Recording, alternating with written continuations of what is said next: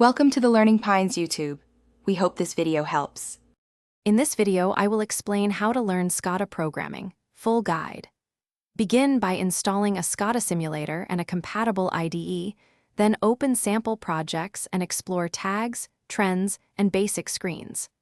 Focus on understanding PLC communication like Modbus and DNP3 and practice simple control logic. Build a small tank level or motor control project to tie concepts together and review alarms and historian data as you progress.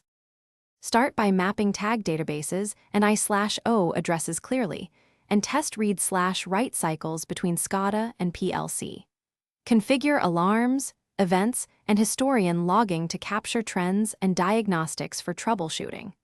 Design HMI screens focused on operator clarity, using consistent colors and grouped controls. Iterate on usability by simulating faults and measuring how quickly an operator can respond to critical alarms in your test environment. If you are finding this video helpful, please subscribe and like to support the channel. Quick recommendation: grab those leak-proof containers for easy meal prep and tidy lab snacking. They save spills and keep your tools and lunch separate. I find them great for long commissioning days and on-the-go breaks. Check the description for the link and other deals. Now let's get back to the video. Progress to secure communication by using VPNs, TLS, or secure gateways, and enforce strong passwords and role-based access. Learn scripting within your SCADA to automate reports, generate batch operations, and handle conditional logic for alarms.